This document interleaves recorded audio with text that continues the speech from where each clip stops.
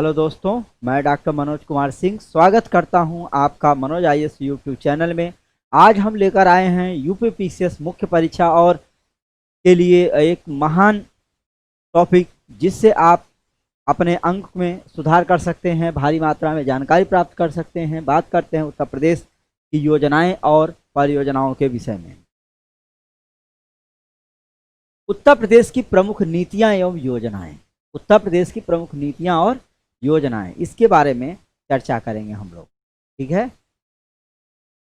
Uttar Pradesh PCS की मुख्य परीक्षा की राजनीति नीतियों एवं योजनाओं से प्रश्न पूछने का चलन बढ़ा है। साथ ही नीतियों एवं योजनाओं से प्रारंभिक परीक्षाओं में भी काफी प्रश्न पूछे जा रहे हैं। जैसा कि आप जानते हैं, यूपीपीसीएस ने अपना सिलेबस चेंज करके एकदम यूपीएससी जैसा कर दिया है, और यही एक ऐसा आयोग है जो यूपीएससी के टक्कर में अपना काम करता है। और ऐसे में निश्चित रूप से आपको अधिकतम अंक प्राप्त करना है, सफलता प्राप्त करनी है, तो आप ऐसे वीडियोज को देखें, हमारे क्लास को अटेंड करें, हमारे साथ जुड़े रहें, जिससे आपको बहुत ही लाभ मिलेगा। तो बात करते हैं मुख्य परीक्षा एवं प्रारंभिक परीक्षा में पूछे जाने वाले प्रश्नों को ध्यान में रखकर यह पाठ्यक्रम सामग्री प्रस्तुत की जा रही है आपके लिए।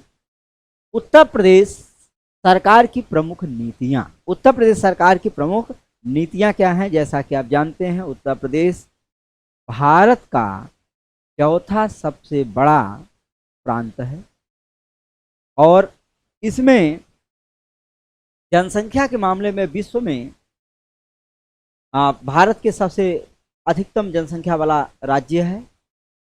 बात करते हैं इसमें योजनाएं क्या क्या शुरू की गई हैं। तो पहली योजना है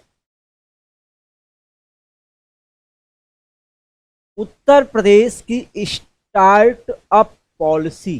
स्टार्टअप पॉलिसी 2020 उत्तर प्रदेश सरकार द्वारा 7 जुलाई 2020 को राज्य की नई स्टार्टअप नीतियों को स्वीकृति प्रदान की गई। राज्य सरकार ने इस स्टार्टअप नीति को नीति आयोग की सहायता से तैयार किया है। जैसा कि आप जानते हैं, नीति आयोग की जगह पर पहले योजना आयोग था। योजना आयोग का ही नाम बदलकर नीति आयोग किया गया है। इसके प्रथम अध्यक्ष कौन रहे? मोदी जी रहे। मुख्य उद्देश्य क्या है इसका? इस नीति का मुख्य उद्देश्य 5 वर्षों में राज्य भर में 10,000 से अधिक स्टार्टअप की स्थापना हेतु परिस्थितियों का निर्माण करना। दूसरा, भारत सरकार द्वारा जारी राज्यों की स्टार्टअप रैंकिंग में उत्तर प्रदेश को शीर्ष 3 राज्यों में शामिल करवाना। संपूर्ण प्रदेश में 100 इनक्यूबेटर तथा राज्य के प्रत्येक जनपद में कम से कम एक इनक्यूबेटर की स्थापना करना। स्टेट ऑफ आर्ट उत्कृष्टता केंद्र की स्थापना तथा लखनऊ में भारत के सबसे बड़े इनक्यूबेटर की स्थापना करना है। स्टार्टअप पॉलिसी का ये जो है कार्य है। विशेषता क्या है स्टार्टअप पॉलिसी की, उसको देखते हैं। यह नीति सभी क्षेत्रों, जिसमें शिक्षा, कृषि, चिकित्सा, स्वास्थ्य, पर्यटन, ऊर्जा, परिवहन इत्यादि शामिल है, में स्टार्टअप को बढ़ावा प्रदान करेगा।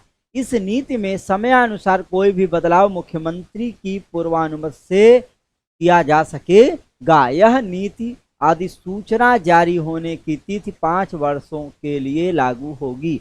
अधिसूचना, यह नीति जो है, जो स्टार्टअप पॉलिसी जो उत्तर प्रदेश के लागू की गई है, यह नीति जो है कब तक लागू रहेगी? जब तक सरकार द्वारा जिस तिथि से इसकी सूचना जारी होगी, उस तिथि से यह जो है 5 वर्षों के लिए लागू होगी।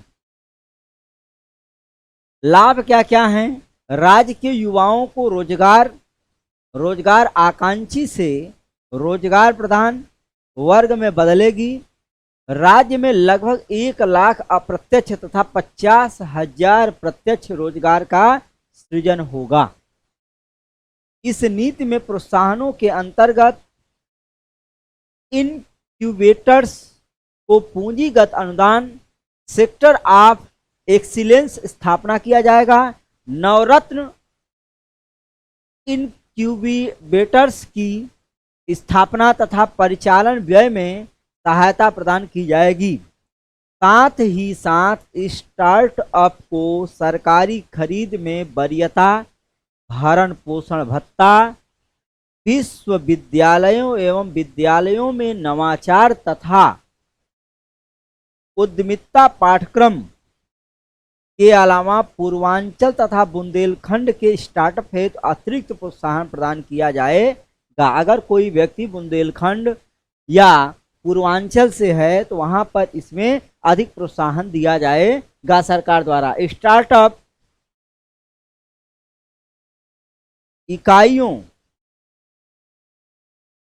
के वित्त पोषण हेतु सिबडी के साथ 1,000 करोड़ रुपए के स्टार्टअप फंड की स्थापना की गई है। वर्तमान में उत्तर प्रदेश में उत्तर प्रदेश सूचना प्रौद्योगिकी स्टार्टअप नीति 2017 का संचालन में है। वर्तमान में जो है 2017 की स्टार्टअप नीति जो है संचालन में रही है। जैसे उसका 2000 मतलब शुरू हो जाए, उसकी सूचना जैसे इसकी जारी होगी समाप्त होगी और उसके जगह पर ये चालू हो जाएगी। अगला है स्टार्टअप फंड। उत्तर प्रदेश के मुख्यमंत्री योगी आदित्यनाथ द्वारा 20 मई 2020 को स्टार्टअप फंड का शुभारंभ किया गया। इस फंड का आकार 1,000 करोड़ रुपए होगा, जिससे सभी तरह के उद्योगों को स्टार्टअप खोलने के युवाओं को आर्थिक मदद प्रदान की जाएगी। अगली योजना है उत्तर प्रदेश लोक स्वास्थ्य एवं महामारी रोग नियंत्रण अध्यादेश 2020। जैसा कि जानते हैं यह महामारी का दौर चल रहा है। कोरोना जैसी भयंकर महामारी जो पूरे विश्व को चपेट में ले ली है और ये युवाओं के सामने सबसे बड़ी चुनौती रही है। वे अपने ऐसे उद्योग को बढ़ावा दें जो किसी भी महामारी के चपेट में भी ना आए। ठीक है, सरकारी नौकरियां करें, इससे जो है और वो बढ़ गई है। 6 मई 2020 को उत्तर प्रदेश सरकार द्वारा उत्तर प्रदेश लोक स्वास्थ्य एवं महामारी रोग नियंत्रण अध्यादेश 2020 को अनुमोदित किया गया। इसका उद्देश्य क्या है? कोविड-19 महामारी तथा ऐसे रोग नियंत्रण संबंधी उपायों को निमित्त विभिन्न प्रकार के कार्य करने या उनसे चूक करने एवं व्यवधान डालने वाले पर रोक लगाना। प्रावधान क्या क्या हैं? इस अध्यादेश में कोविड-19 की रोकथाम एवं बचाव में लगे लोगों की सुरक्षा का प्रावधान किया गया है। स्वास्थ्य कर्मी, पुलिस, प्रशासनिक तथा अन्य कर्मियों के विरुद्ध हमला करने तथा आपत्तिजनक बर्ताव करने वालों के विरुद्ध दंड का प्रावधान किया गया है। मुख्यमंत्री योगी आदित्यनाथ सुशासन के लिए जाने जाते हैं, तो उन्होंने यह बताया कि अगर कोई भी व्यक्ति स्वास्थ्य कर्मी के साथ, पुलिसकर्मी के साथ, प्रशासनिक तथा अन्य कर्मियों के विरुद्ध अगर हमला करता है या बुरा बर्ताव करता है तो उसके लिए दंड का प्रावधान किया गया है। रोगग्रस्त व्यक्तियों द्वारा स्वयं के रोग छिपाने, इलाज से बचने, अस्पताल से भागने तथा इलाज के दौरान गलत बर्ताव करने पर दंड का प्रावधान किया गया है। आपको पता होना चाहिए कि जब अभी कोरोना काल चल रहा था तो बहुत से लोग ऐसे थे, नर्सों के साथ छेड़खानी करना, स्वास्थ्य कर्मचारियों पर हमले करना, मारपीट करना जैसे, और या तो कुछ लोग भाग जाते थे, इलाज नहीं कराते थे, बीमारी को छिपाते थे। ऐसे तमाम जो है चीज़ें चर्चा में आई और इसी के कारण निश्चित रूप से सरकार चेत गई है और सरकार ने तुरंत ये प्रावधान को लागू किया। अगर कोई व्यक्ति किसी को जानबूझकर बीमारी से संक्रमित करता है तथा उसकी मौत हो जाती है तो उस व्यक्ति को आजीवन कारावास की सजा का प्रावधान शामिल किया गया है। एक राज्य महामारी नियंत्रण प्राधिकरणों के गठन का प्रावधान किया गया है, जिसमें मुख्य सचिव, डीजीपी, गृह, स्वास्थ्य, वित्त एवं प्रमुख सचिव, राहत आयुक्त और चिकित्सा महानिदेशक इसके सदस्य होंगे। इस प्रावधान के अध्यक्ष जिलाधिकारी होंगे। कि जो प्रावधान बनाया गया है, एक राज्य महामारी नियंत्रण, उत्तर प्रदेश सरकार में एक राज्य महामारी नियंत्रण केंद्र की स्थापना किए जाने की बात की गई है, और जिसमें मुख्य सचिव, डीजीपी, गृह सचिव और स्वास्थ्य, वित्त के प्रमुख सचिव, राहत आयुक्त और चिकित्सा महानिदेशक इसके सदस्य होंगे। इस प्राधिकरण के अध्यक्ष जिलाधिकारी होंगे। डीएमओ को इसका अध्यक्ष बनाया गया है। उत्तर प्रदेश गोवध निवारण संशोधन अध्यादेश 2020 आया। आपको पता होना चाहिए कि गायों की हत्या तेजी से हो रही है। लोग क्या करते हैं, आजीवन गायों का दूध पीते हैं। जब गाय प्रजनन के अयोग्य हो जाती तो उसको मांस के लिए बेच देते हैं या आवारा छोड़ देते हैं, या तो फसलों का नुकसान करते हैं, या तो क्या होता है, उन्हें कसाईयों द्वारा मारकर खा लिया जाता है। इस तरह की चीज़ें आ रही हैं। 9 जून 2020 को उत्तर प्रदेश सरकार द्वारा गोवध निवारण संशोधन अध्यादेश 2020 को प्रारूप स्वीकृति प्रदान की गई। उद्देश्य इसका क्या है? इसका उद्देश्य उत्तर प्रदेश गोवध निवारण कानून 1955 को और व्यापक प्रभावी बनाने के साथ साथ गोवंशीय पशुओं की रक्षा करना और गोकशी संबंधी अपराधों को पूर्णतः रोकना है। प्रावधान क्या है बनाए गए हैं इसमें? इस अध्यादेश के द्वारा 1955 के अधिनियमों की धारा 8 में संशोधन किया गया है। गोकशी की घटनाओं हेतु तथा गोवंशीय पशुओं से संबंधित अपराध के लिए न्यूनतम 3 वर्ष तथा अधिकतम 10 वर्ष का कठोर कारावास का प्रावधान किया गया है। इसके तहत जुर्माने की राशि न्यूनतम 3 लाख रुपए तथा अधिकतम 5 लाख कर दी गई है। इससे अपराध हेतु दोहरे दंड का प्रावधान किया गया है। इससे अपराध में दोहरे दंड का प्रावधान किया गया। एक तो पैसा सूला जाएगा और दूसरा कार्य उनसे क्या किया जाएगा? पैसा तो सूला जाएगा, साथ ही उन्हें दंड भी दिया जाएगा। अगला है अध्यादेश के उल्लंघन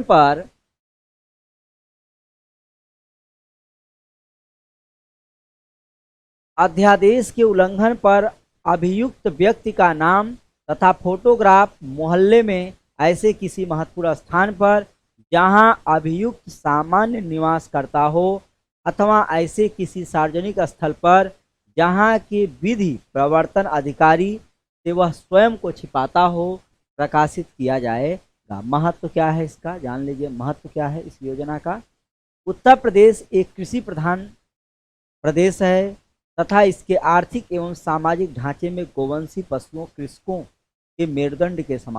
को मेरुदंड के समान माना जाता है। अतः उत्तर प्रदेश की अच्छी गाय एवं गोवंशीय पशुओं का अन्य प्रदेशों में पलायन रोकने, श्वेत क्रांति स्वप्न का साकार करने एवं कृषि कार्यों को बढ़ावा देने में यह अध्यादेश महत्वपूर्ण भूमिका निभाएगा। ध्यातव्य है कि उत्तर प्रदेश गोवंश निवारण अधिनियम 1955 6 जनवरी 1956 से प्रदेश में लागू था।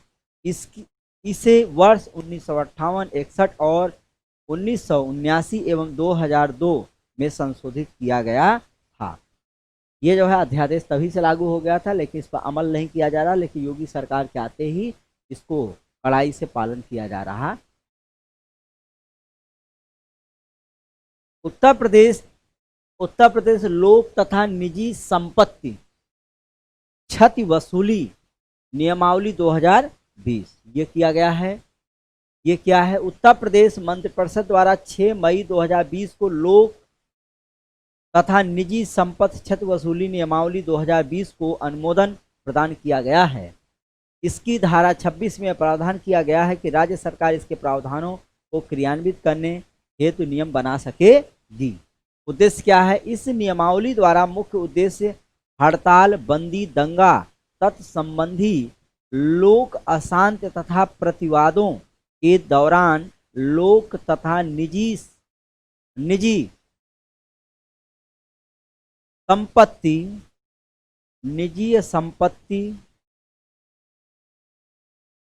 क्षति को रोकना है। इसके साथ साथ लोक एवं निजी संपत्तियों की क्षतिपूर्ति की वसूली, जुर्माना आरोपित करने तथा संपत्तियों के संबंध में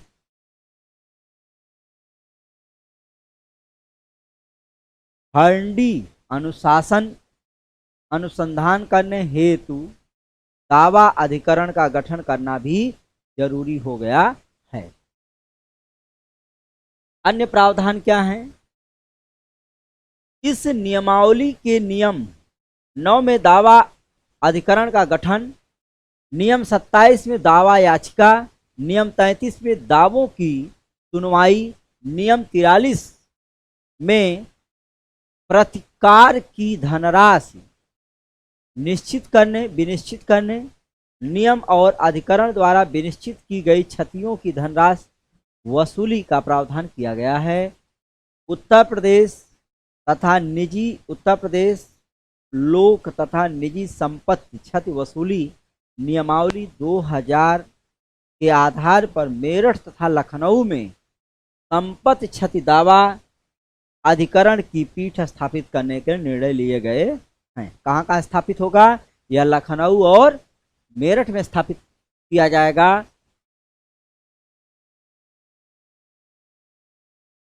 लखनऊ के अंतर्गत झांसी, कानपुर, चित्रकूट धाम, लखनऊ, अयोध्या, देवीपाटन, प्रयागराज, आजमगढ़, वाराणसी, गोरखपुर,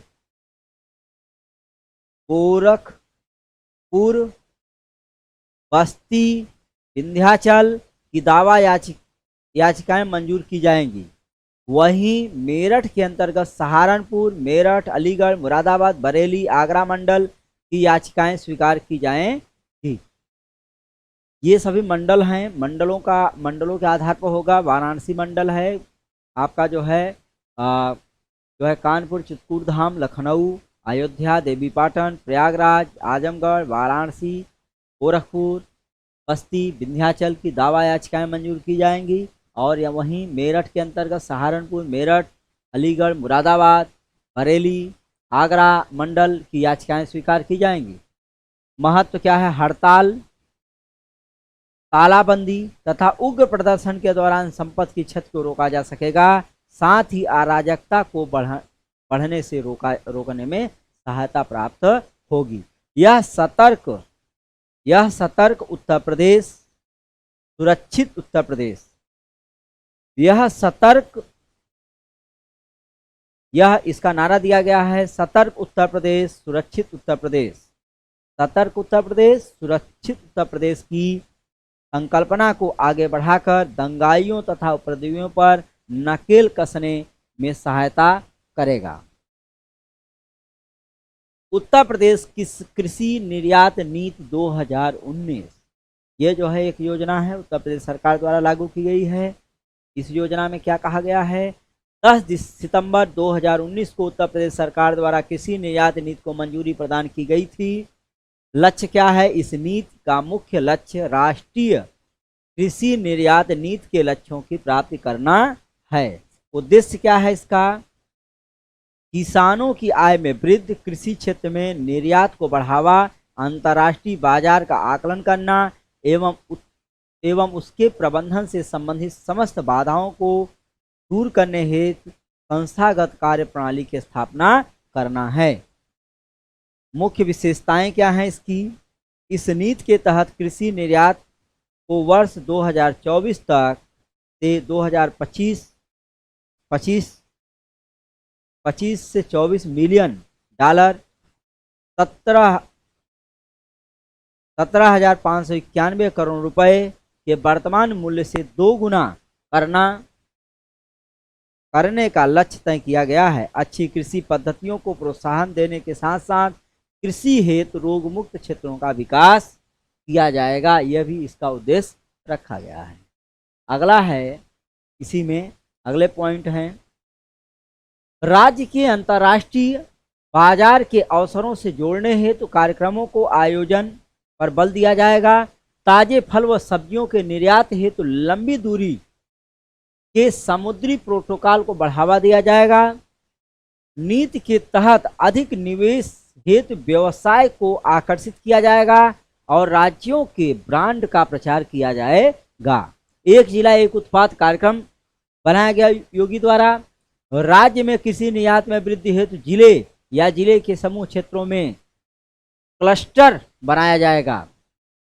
यह नीति 50 से 100 हेक्टेयर के संकल रूप में खेती को बढ़ावा देगी, जिसमें विदेशों की मांग पर आधारित फसलों का उत्पादन और निर्यात किया जाएगा। इन संकुलों के आसपास नए खाद्य प्रसंस्करण उद्योगों की स्थापना का प्रावधान भी किया गया है, जिन्हें अपने उपज का 40% निर्यात करने हेतु प्रोत्साहन प्रदान किया जाएगा। महत्व क्या है इसका? इस नीति से किसानों को प्रोत्साहन प्राप्त होगा, जो राज्यों से कृषि निर्यात बढ़ाने के साथ साथ विपणन को लाभ पहुंचाएगा। यह नई नीति एक किसान को 10 लाख रुपए तक की प्रोत्साहन राशि प्रदान करेगी तथा अनुबंध कृषि को बढ़ावा प्रदान करेगी, जो अंतिम रूप से किसानों की आय में वृद्धि करने में सहायक होगा। अगला पॉइंट है, ज्ञात हो कि भारत सरकार द्वारा कृषि निर्यात नीति 2018 लागू की गई थी, जिसका उद्देश्य वर्ष 2022 तक कृषि निर्यात को 60 अरब अमेरिकी डॉलर से ज्यादा करना है, ताकि किसानों की आय 2022 तक दोगुनी हो सके। यह मोदी जी की नीति थी। केंद्र सरकार की यह नीति आधारभूत संरचना का आधुनिकीकरण, उत्पादों का मानकीकरण तथा कृषि संकट को बढ़ावा देने वाली समस्याओं से निदान करना है। अब अगला है उत्तर प्रदेश इलेक्ट्रिकल वाहन मैन्युफैक्चरिंग नीति 2019। उत्तर प्रदेश द्वारा इलेक्ट्रिकल वाहन को बढ़ावा देने और इसको अधिक लोगों की पहुंच तक पहुंचाने के लिए 2019 को 6 अगस्त 2019 को अपनी मंजूरी प्रदान की गई है। इस योजना को 2019 में इसको मंजूरी प्रदान की गई है। लक्ष्य, इलेक्ट्रॉनिक वाहनों का लक्ष्य क्या है? इलेक्ट्रॉनिक वाहनों के निर्माण तथा उत्पादन को बढ़ावा प्रदान करना, जिससे प्रदूषण नियंत्रण और पर्यावरण सुरक्षा को गति प्रदान की जा सके। यह नीति उत्तर प्रदेश प्रौद्योगिकी निवेश एवं रोजगार प्रोत्साहन नीति 2017 के पूरक के रूप में तैयार की गई है। नीति के प्रमुख उद्देश्य क्या हैं? इस नीति के अंतर्गत इलेक्ट्रिक वाहनों के निर्माण और बैटरी चार्जिंग स्टेशन स्थापित करने पर निवेशों को वित्तीय छूट दिए जाने की व्यवस्था की गई है। यह नीति 5 वर्षों के लिए लागू की गई है। नीति में 2024 तक 70% सार्वजनिक वाहन को इलेक्ट्रिक करने का लक्ष्य रखा गया है। इलेक्ट्रिक हो जाएंगे। 10 शहरों, जिसमें लखनऊ, इलाहाबाद, गोरखपुर, वाराणसी, नोएडा, गाजियाबाद, मेरठ, मथुरा, आगरा, कानपुर शामिल हैं, को ईवी मॉडल सिटी के रूप में विकसित किया जाएगा। इलेक्ट्रॉनिक मैन्युफैक्चरिंग क्लस्टर की स्थापना ग्रेटर नोएडा में की जाएगी। इसका महत्व क्या है? इसका महत्व है, यह नीति उत्तर प्रदेश में 10,000 करोड़ रुपए के निवेश के साथ साथ लगभग 50,000 लोगों को रोजगार भी प्रदान करेगी। इससे वाहन निर्माण को गति मिलेगी तथा प्रदूषण कम होने के साथ साथ इलेक्ट्रिक मोबिलिटी को प्रोत्साहन प्राप्त होगा। यह नीति परिवहन प्रणाली में CO2 उत्सर्जन को कम करने में सहायक होगी।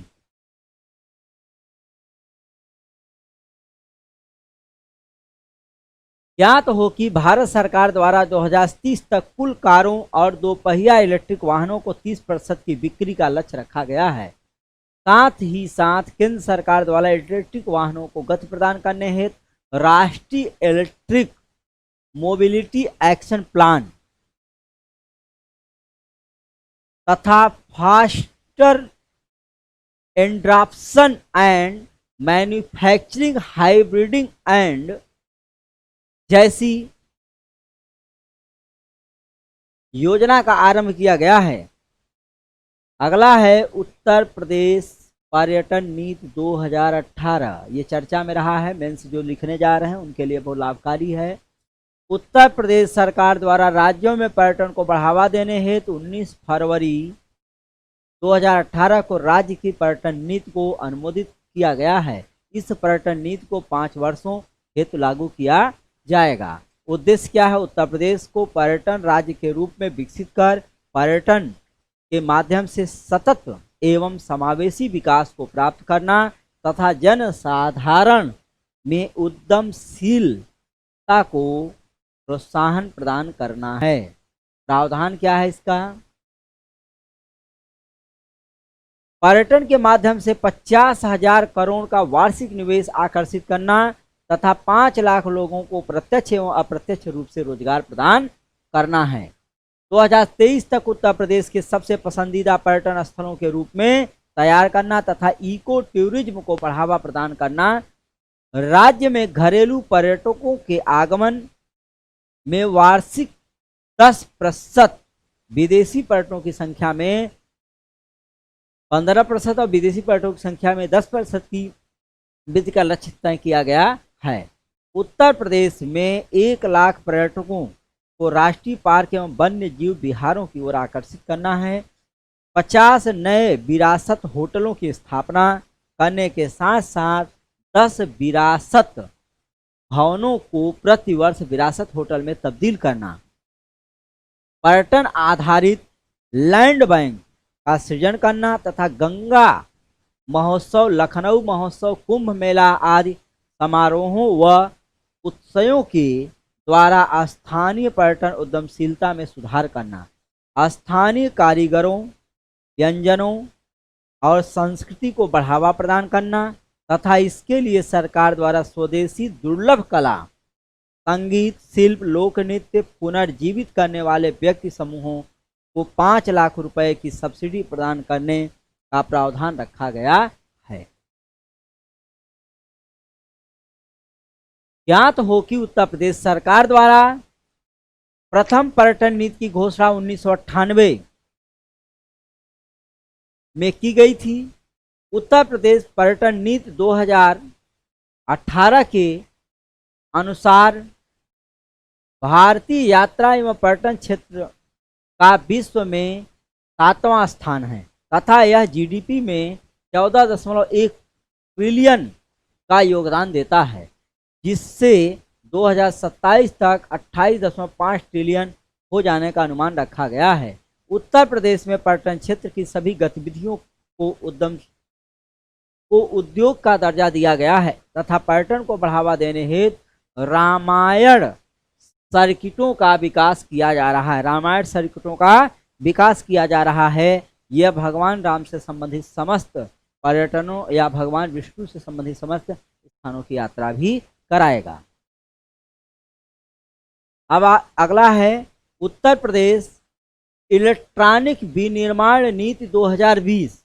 18 अगस्त 2020 को उत्तर प्रदेश मंत्रिमंडल द्वारा उत्तर प्रदेश इलेक्ट्रॉनिक विनिर्माण नीति 2020 को अनुमोदित किया गया है। यह नीति उत्तर प्रदेश इलेक्ट्रॉनिक विनिर्माण नीति 2017 की सफलता को देखते हुए लाई गई है, जो संपूर्ण राज्यों में प्रभावी होगी, जबकि बुंदेलखंड एवं पूर्वांचल के क्षेत्रों में निवेश के लिए इस नीति को विशेष प्रबंध किए गए हैं। इसका लक्ष्य क्या है? इस नीति का प्रमुख लक्ष्य उत्तर प्रदेश में electronic system design, manufacturing ecosystem को बढ़ावा देना तथा रोजगार के अवसर सृजित करना है। इस नीति के तहत 40,000 करोड़ रुपए के निवेश को आकर्षित करने का लक्ष्य रखा गया है। रोजगार के लगभग 4 लाख अवसर सृजित करने में सहायक ये होगा। प्रावधान क्या क्या है? उत्तर प्रदेश में 3 इलेक्ट्रॉनिक मैन्युफैक्चरिंग क्लस्टर ईएमसी विनिर्माण समूह की स्थापना का प्रावधान रखा गया है। यमुना एक्सप्रेसवे औद्योगिक विकास प्राधिकरण YEIDA में येड़ा में जेवर हवाई अड्डे के समीप इलेक्ट्रॉनिक सिटी की स्थापना। बुंदेलखंड में रक्षा इलेक्ट्रॉनिक्स मैन्युफैक्चरिंग क्लस्टर की स्थापना। लखनऊ, उन्नाव, कानपुर जोन में मेडिकल इलेक्ट्रॉनिक्स मैन्युफैक्चरिंग क्लस्टर की स्थापना। उत्तर प्रदेश में 3 उत्कृष्ट केंद्रों CEOE की स्थापना। घरेलू विदेशी निवेशकों द्वारा इलेक्ट्रॉनिक सिस्टम डिजाइन विनिर्माण ESDM पार्क की स्थापना। फैन इकाइयों के माध्यम से सेमी कंडक्टर निर्माण में निवेश आकर्षित किया जाना। अन्य तथ्य क्या हैं इसके? इस नीति के प्रभावी क्रियान्वयन के लिए IT एवं इलेक्ट्रॉनिक्स विभाग उत्तर प्रदेश शासन के अधीन एक नोडल संस्था नामित की जाएगी जो इलेक्ट्रॉनिक्स विनिर्माण इकोसिस्टम के सतत विकास हेतु कार्य करेगी। यह अधिसूचना 5 वर्षों के लिए मान्य होगी। लाभ की बात करें अगर, इस नीति से इलेक्ट्रॉनिक्स निर्माण क्षेत्र में MSE इकाइयों के लिए PPP मोड पर प्लग एंड प्ले मॉडल पर की जाएगी। सुविधाओं को बढ़ावा मिलेगा। प्रदेश में मोबाइल निर्माण, उपभोक्ता वस्तुएं, संचार, IT हार्डवेयर, चिकित्सा उपकरण, रक्षा क्षेत्र को बढ़ावा मिलेगा। भारत में बनने वाले कुल मोबाइल फोनों का 60% उत्तर प्रदेश में बनता है। अतः यह नीति इसे और विकसित करेगी। भारत में जितने भी मोबाइल निर्माण हो रहे हैं 60% उत्तर प्रदेश में बनाए जाते हैं मोबाइल, बाकी 40% भारत के विभिन्न शहरों में बनाए जाते हैं। ज्ञात हो कि भारत सरकार द्वारा भी राष्ट्रीय इलेक्ट्रॉनिक्स नीति 2012 के स्थान पर राष्ट्रीय इलेक्ट्रॉनिक नीति 2019 को लागू किया गया है, जिसके अंतर्गत 2025 तक 100 करोड़ मोबाइल हैंडसेट उत्पादन का लक्ष्य तय किया गया है तथा इलेक्ट्रॉनिक्स उत्पादों के विकास हेतु अनुसंधान एवं विकास को बढ़ावा प्रदान किया जाएगा। उत्तर प्रदेश भूगर्भ जल प्रबंधन एवं नियमन नियमावली 2020, इसकी चर्चा करते हैं। उत्तर प्रदेश सरकार द्वारा 11 फरवरी 2020 को इस नियमावली के प्रख्यापन को मंजूरी प्रदान की गई, जिसका उद्देश्य उत्तर प्रदेश भूगर्भ जल प्रबंध एवं नियमन आधारित अधिनियम 19 के विभिन्न प्रावधानों को क्रियान्वित करना है।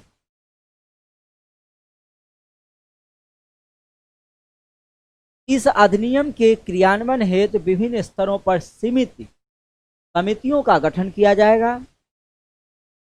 मुख्य सचिव की अध्यक्षता में सर्वोच्च संस्थान राज्य भूगर्भ जल प्रबंधन एवं नियामक प्राधिकरण जनपद स्तर पर जिलाधिकारी की अध्यक्षता में जिला भूगर्भ जल प्रबंधन परिषद तथा ग्राम, ब्लॉक, म्यूनिसिपल समितियों के अध्यक्ष क्रमशः ग्राम प्रधान, ब्लॉक प्रमुख एवं नगर पालिका होंगे, जो अधिनियम को प्रावधानों को लागू करेंगे। सभी भूगर्भ जल उपभोक्ताओं के पंजीकरण के प्रावधान के साथ साथ अधिसूचित एवं गैर अधिसूचित क्षेत्रों में बांटा गया है।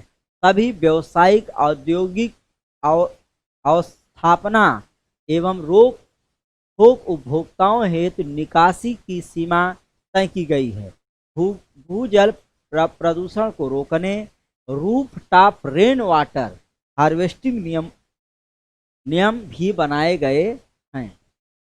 दंड के प्रावधान क्या हैं आपको बता दें। बहुत भयंकर दंड रखा गया, क्योंकि जल नहीं तो कल नहीं, कल नहीं तो जल है तभी कल है, अगर जल नहीं है तो कल नहीं है। अधिनियमों में वर्णित प्रावधानों के उल्लंघन पर किसी भी व्यावसायिक, औद्योगिक, इंफ्रास्ट्रक्चर एवं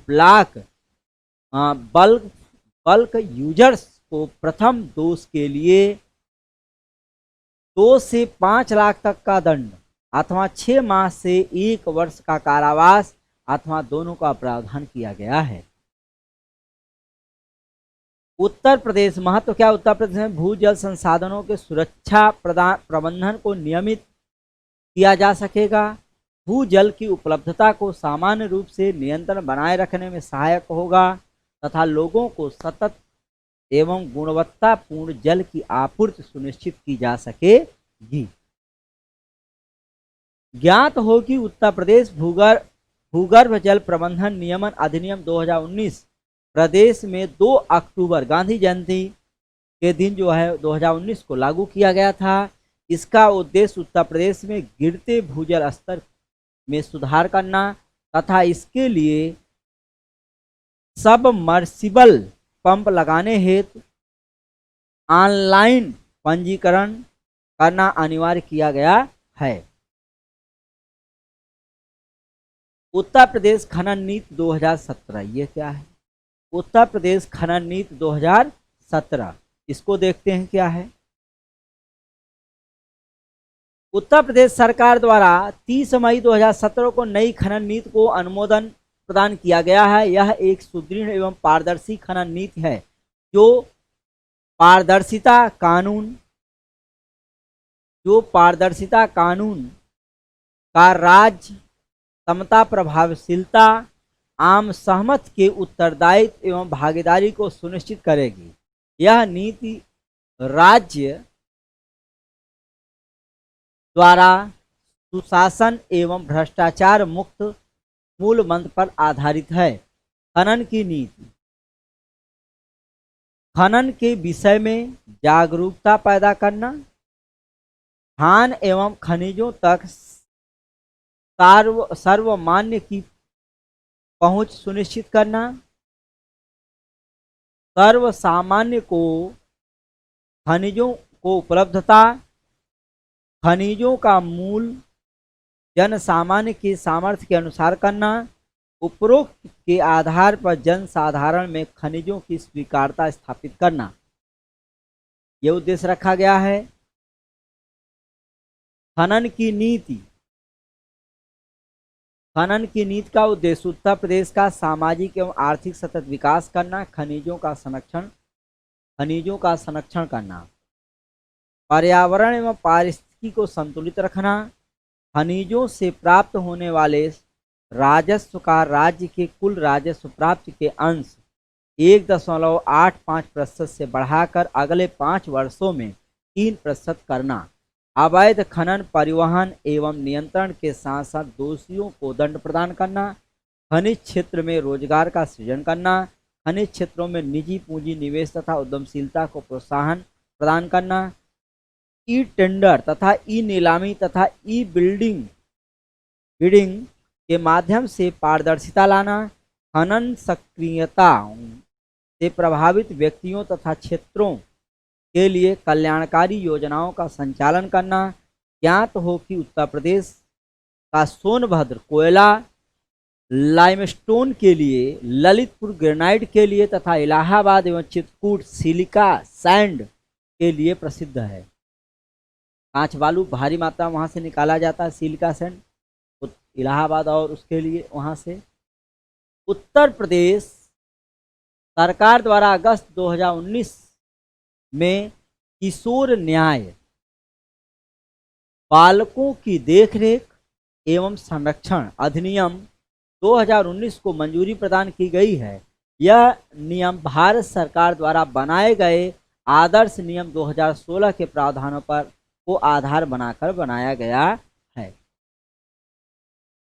मुख्य बिंदु क्या है, इस पर क्या क्या किशोर न्यायालय में क्या क्या व्यवस्था रखी गई, किन बिंदुओं पर ध्यान रखा गया है। यह नियम बालकों के विरुद्ध एवं बालकों द्वारा किए जाने वाले सामान्य से जघन्य नवीन अपराधों को वर्गीकृत करता है।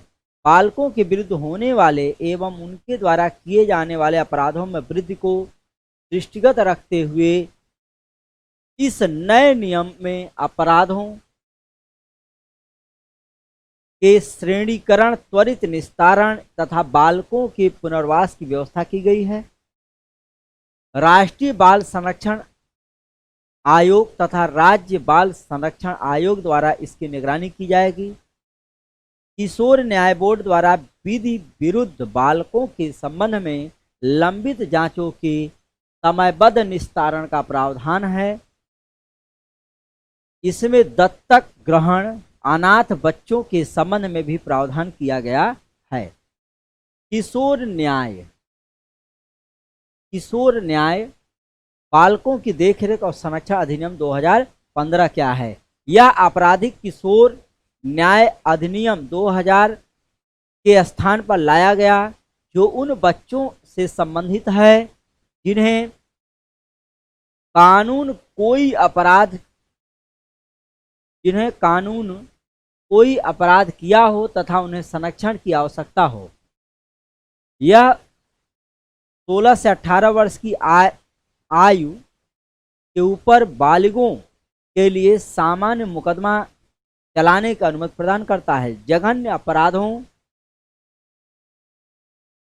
जघन्य अपराध यह अधिनियम प्रत्येक जिले में जुवेनाइल जस्टिस बोर्ड और बाल कल्याण समितियों के गठन का प्रावधान करता है।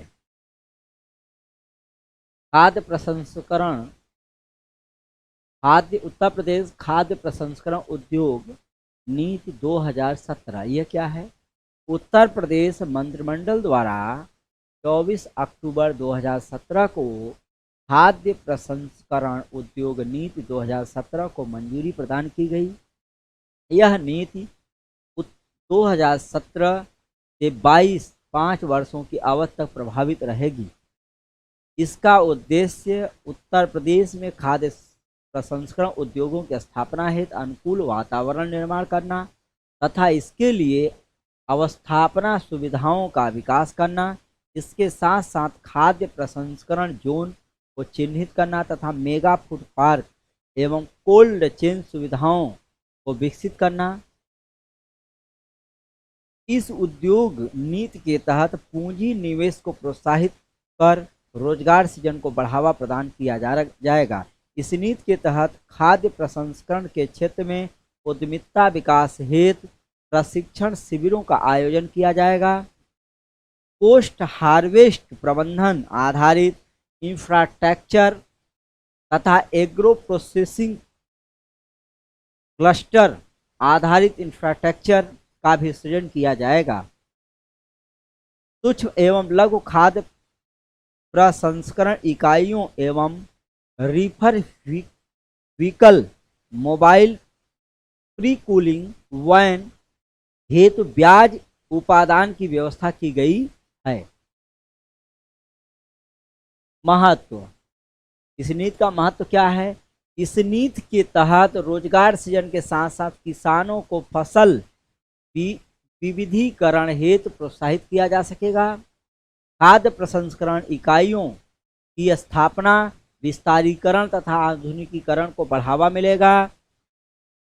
ज्ञात हो कि इस नीति के तहत भारत सरकार द्वारा स्वीकृत परियोजनाओं पर लगभग 10% अतिरिक्त अनुदान राज्य सरकारों द्वारा प्रदान किया जाएगा। उत्तर प्रदेश खाद्य प्रसंस्करण उद्योग नीति 2017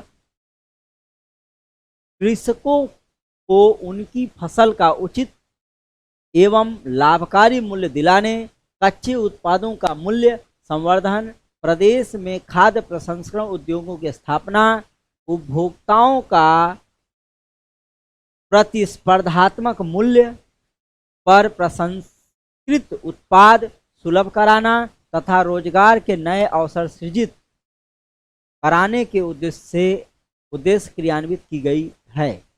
अगला है सौर ऊर्जा नीति 2017। आपको बता दें, सौर ऊर्जा नीति 2017 उत्तर प्रदेश सरकार की एक बहुत ही अच्छी नीति है। इस नीति के तहत इसकी चर्चा की गई है, बात करते हैं इसमें। उत्तर प्रदेश सरकार द्वारा विद्युत उत्पादन में नवीकरण ऊर्जा को बढ़ावा देने के उद्देश्य से सौर ऊर्जा नीति 2017 को अनुमोदित किया गया है। इसका उद्देश्य विद्युत उत्पादन में तथा सौर ऊर्जा में निजी भागीदारी को बढ़ावा देकर निवेश को आकर्षित करना। इस नीति के अंतर्गत वर्ष 2022 तक 10.700 क्षमता की सौर विद्युत उत्पादन का लक्ष्य निर्धारित किया गया है। मुख्य बिंदु क्या है इसमें? सौर ऊर्जा को बढ़ावा देने हेतु सोलर पैनल सस्ती दरों पर उपलब्ध कराया जाएगा।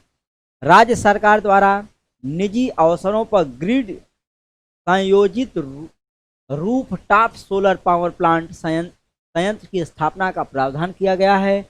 बुंदेलखंड के क्षेत्र में सार्वजनिक क्षेत्र में मेगा सोलर पार्क की स्थापना की जाएगी। आपको पता है मिर्जापुर में सोलर प्लांट लगाया गया है। महत्व क्या है इसका? इस नीति के संचालन में अनुमानतः 1,36,69,250 टन कार्बन उत्सर्जन में प्रतिवर्ष कमी आएगी। इस नीति द्वारा अनुमानतः 50,000 विद्युत उपभोक्ताओं को लाभान्वित किया जा सकेगा। भारत सरकार के नवीन एवं नवीकरणीय ऊर्जा मंत्रालय के अनुसार वर्ष 2022 तक नवीकरणीय ऊर्जा की संस्थापित क्षमता को 175 गीगावाट तक ले जाने का लक्ष्य रखा गया है, जिसे सौर ऊर्जा से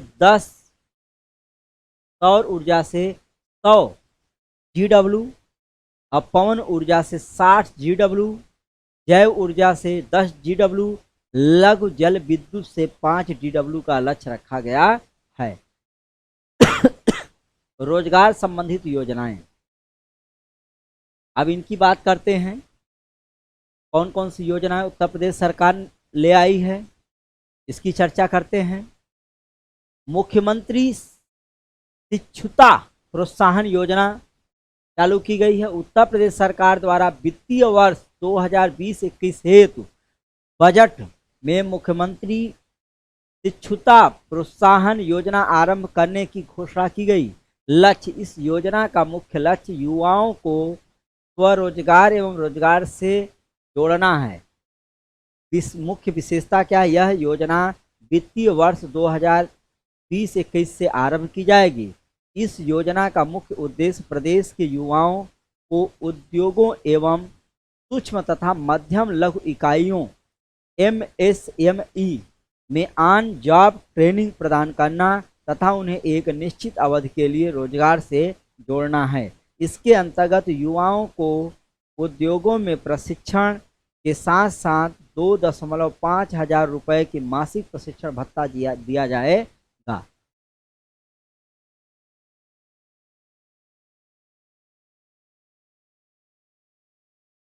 पर 2,500 की इस राशि में केंद्र तथा राज्य सरकार क्रमशः 1,500 तथा 1,000 प्रदान करेंगे।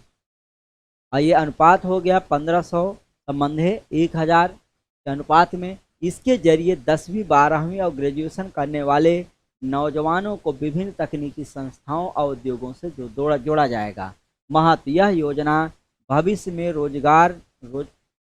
बेरोजगारी की बढ़ती समस्याओं को कम करने में सहायक होगी तथा युवाओं को स्वरोजगार एवं स्वावलंबी बनाने में सहायक साबित होगी। इस योजना की सफल क्रियान्वयन हेतु से उत्तर प्रदेश के उद्योगों एवं कारखानों को स्थानीय स्तर पर कुशल कारीगर प्राप्त होंगे। मुख्यमंत्री युवा उद्यमशीलता विकास अभियान शुरू किया गया है उत्तर प्रदेश सरकार द्वारा। उत्तर प्रदेश सरकार द्वारा युवाओं को उद्यमशीलता विकास अभियान की शुरुआत की गई, जिसका उद्देश्य प्रदेश में ITI पॉलिटेक्निक और कौशल विकास मिशन के जरिए प्रशिक्षित युवाओं को रोजगार शुरू करने हेतु धन मुहैया कराना है। इस अभियान के तहत हर जिले को 50-50 लाख रुपए दिए जाएंगे। सरकार द्वारा ITI, पॉलिटेक्निक और कौशल विकास मिशन के तहत प्रशिक्षित 18 से 35 साल के युवाओं को धन प्रदान किया जाएगा। इसके अंतर्गत जिला स्तर पर क्रियान्वित एवं अनुश्रवण समिति का गठन किया जाएगा, जिसके अध्यक्ष जिला अधिकारी तथा उपाध्यक्ष मुख्य विकास अधिकारी CDO होंगे। इस अभियान के तहत स्वरोजगार के अवसर 11 विभागों के अंतर्गत प्रदान किए जाएंगे। मुख्यमंत्री युवा स्वरोजगार योजना। उत्तर प्रदेश सरकार द्वारा शिक्षित युवा बेरोजगारों को रोजगार प्रदान करने के उद्देश्य से इस योजना का शुभारंभ किया जाएगा। इसके अंतर्गत बेरोजगार युवक युवतियों को उद्योग इकाई स्थापित करने हेतु 25 लाख रुपए तक की ऋण सहायता प्रदान की जाएगी। सेवा क्षेत्रों से संबंधित इकाई जैसे कंप्यूटर केंद्र, टेंट हाउस आदि खोलने हेतु 10 लाख रुपए तक का ऋण प्रदान किया जाएगा। 18 से 40 वर्ष के ऐसे युवा जिनकी न्यूनतम शैक्षिक योग्यता हाई स्कूल उत्तीर्ण हो, इसके पात्र होंगे। इस योजना का लाभ उन्हें भी प्रदान किया जाएगा जो किसी राष्ट्रीय बैंक, वित्तीय संस्था, सहकारी संस्था आदि के डिफाल्टर न हो। बाबा साहब अम्बेडकर रोजगार प्रोत्साहन योजना। उत्तर प्रदेश के ग्राम विकास विभाग द्वारा इस योजना का आरंभ 11 नवंबर 2019 को किया गया। यह पहले से जारी अम्बेडकर विशेष रोजगार का योजना का परिवर्धित रूप है। पहले से जारी किया गया था। ग्रामीण क्षेत्र में युवाओं को स्थानीय संसाधनों के विकसित कर सतत रोजगार प्रदान करना तथा उन्हें उद्यमिता का विकास करना है। मुख्य बिंदु। यह योजना हर वर्ग तथा जाति धर्म के लोगों के लिए चलाई गई है, जिसके लिए 50 करोड़ रुपए का बजटीय प्रावधान किया गया है। इसके लाभार्थियों हेतु न्यूनतम 18 वर्ष तथा अधिकतम 65 वर्ष की आयु होना आवश्यक है। योजना के तहत अनुसूचित जाति जनजाति दिव्यांगों को प्रति इकाई लागत 35% अनुदान तथा अधिकतम 70,000 जो भी कम है तक का ऋण अनुदान प्रदान किया जाएगा। सामान्य जाति को 25% तथा अधिकतम 50,000 तक का ऋण प्रदान किया जाएगा। मुद्रा योजना, प्रधानमंत्री रोजगार योजना जैसे योजनाओं के लाभार्थियों को पात्र नहीं माना जाएगा। ज्ञात हो कि ऋण प्रदान करने के लिए चयन प्रक्रिया जिलाधिकारी द्वारा निर्धारित जिला स्तरीय चयन समिति करेगी। नवीन छतरी योजना। नवीन छतरी योजना उत्तर प्रदेश सरकार द्वारा जुलाई में 2020 को ये लागू किया गया था। इस योजना का लक्ष्य दलित श्रमिकों की मदद कर उन्हें रोजगार प्रदान करना ताकि विस्थापित व रोजगार श्रमिकों को लाभ प्राप्त हो सके। मुख्य बिंदु क्या हैं? इस योजना के अंतर्गत राज्य के अनुसूचित जाति के गरीब लोगों को आर्थिक मदद प्रदान कर उन्हें स्वावलंबी बनाने पर जोर दिया गया है। अगला है, इसके तहत दीनदयाल उपाध्याय स्वरोजगार योजना के 3,484 लाभार्थियों को 17.42 करोड़ रुपए का ऑनलाइन स्थानांतरण किया गया। इसका उपयोग लोग परचून की दुकान, जनरेटर सेट, लॉन्ड्री व dry cleaning, cyber cafe, tailoring, banking, tent house, गौपालन आदि हेतु करेंगे। इसमें अनुसूचित जातियों के लाभार्थियों को प्रदान किए गए स्वरोजगार में ऋण के साथ साथ अनुदान की राशि भी शामिल है। प्रत्येक बैंक शाखा को एक यह लक्ष्य दिया गया है कि वे कम से कम तो SC/ST और महिला अभ्यर्थियों को अनिवार्य रूप से ऋण प्रदान करें। महत्व क्या है इसका, महत्व भी देख लेते हैं। इस योजना के माध्यम से लगभग 1,256,00,000 से अधिक श्रमिकों को रोजगार प्रदान कर स्वावलंबी बनाया जा सकेगा, जो समाज में सामाजिक तथा आर्थिक स्तर पर संतुलन की स्थापना में सहायक होगा। अगला है कौशल सतरंग योजना। उत्तर प्रदेश मुख्यमंत्री योगी आदित्यनाथ द्वारा 13 मार्च 2020 को उत्तर प्रदेश के महत्वाकांक्षी कौशल संतरंग योजना की शुरुआत की गई है। लक्ष्य इसके तहत नगरों गांवों में निवास करने वाले प्रशिक्षित युवाओं को उनकी दक्षता के अनुसार रोजगार प्रदान किया जाएगा। मुख्य बिंदु क्या हैं? उत्तर प्रदेश कौशल संतरंग योजना 2020 के अंतर्गत 7 नई योजनाओं को शामिल किया गया है। CM युवा हब योजना, CM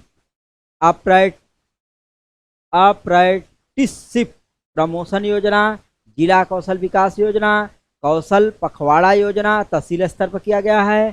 प्रशिक्षण पश्चात योजना, इस रिस्कॉन्सिंग और प्लानिंग RPL बोलते हैं इसको, प्लेसमेंट एजेंसी के साथ 3 MAU जैसी योजनाएं शुरू की गई हैं।